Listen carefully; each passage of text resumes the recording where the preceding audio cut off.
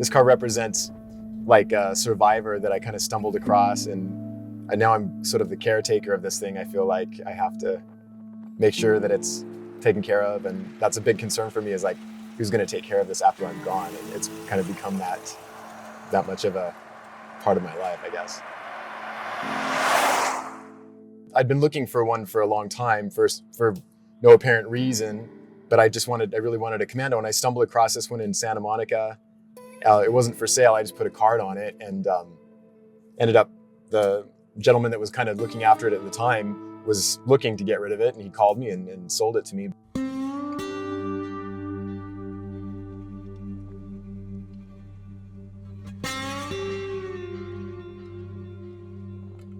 Why this Commando and this bike have become sort of a set or a partnership.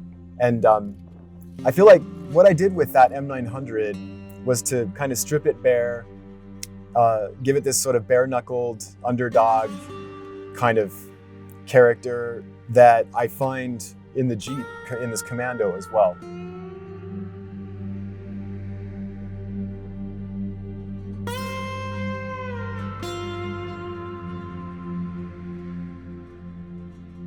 I'm Alex Earle, and I'm driving my 1967 Jeepster Commando, pulling one of my creations, a motorcycle based on a 1994 Ducati M900.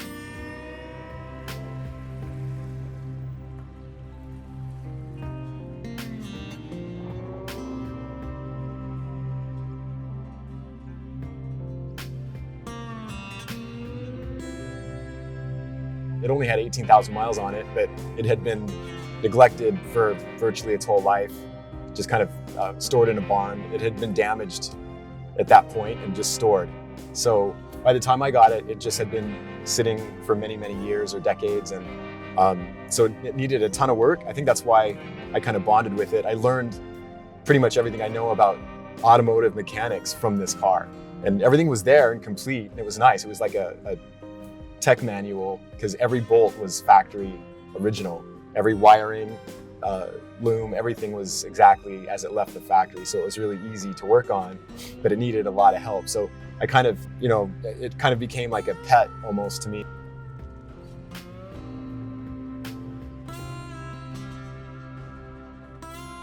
I think I did the first sketches back in around 2001, 2002, somewhere in there. And it took me many, many years, obviously, to model it and build it and turn it into that. But that's kind of where it got started for me. And then many years later, the company that I worked for acquired Ducati. And then at that point, I got to work for them also as part of my normal day-to-day job for several years. So this for me was like a absolute dream come true to get to do this. But I approached it very much like a car. Like, it was more of a volumetric study. It was kind of like a one-piece volume built of big surfaces. It wasn't like your typical motorcycle design where everything's kind of component designed as a separate component, like your tank, and here's your seat, and here's your tail section, and here are the covers for the exhaust, etc. I designed it more like a car.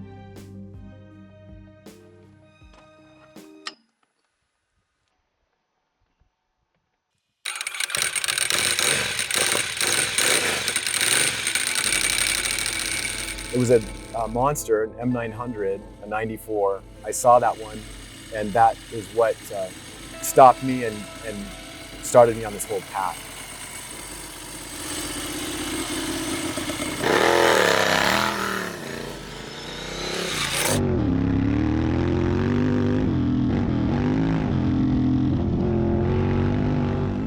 It seemed clear to me to put 19s and a much taller seat height and raise everything up would suit me really well. Very, very flat line across the top, very horizontal, and again, kind of like the Jeep, just very masculine and like timeless.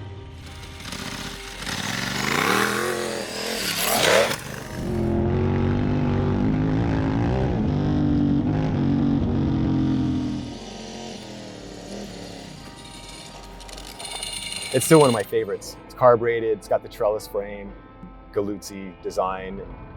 Yeah, it's just a super great bike.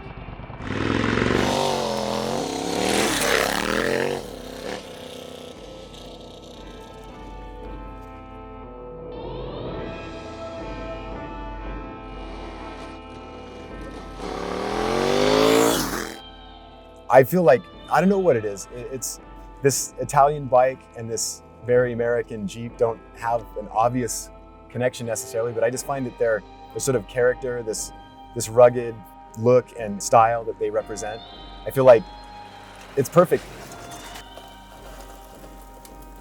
So I'm doing stuff with this all the time. It's towing a motorcycle trailer or hauling dogs around or taking me to some remote lake somewhere or crossing a desert or something. It's not just a collectible grocery getter that I'm afraid to put miles on it. This wasn't like the most popular even within the Jeep range ever. This wasn't something that was highly sought, but it's very capable. It holds up really well, still looks really great, really nice proportion, classic kind of timeless proportion. These Jeeps in particular, they're so honest in their functionality, and even a 50-year-old one like this can get you out into the woods or the desert and be a really useful, purposeful tool. This was one of the early Jeeps with a longer wheelbase. It was one of the first that had a automatic transmission because that extended wheelbase allowed clearance for that. These always kind of spoke to me, and they had a little more room in the back, and they're incredibly narrow track, but relatively long wheelbase.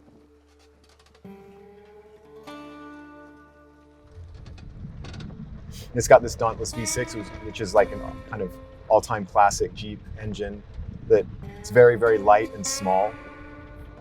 Produces good torque and horsepower for its size, and I guess it was reasonably economical in its day.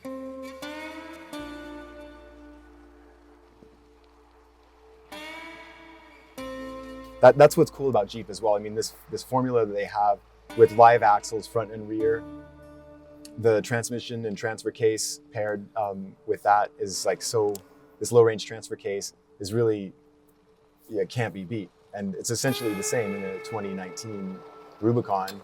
The running gear is the same exact recipe.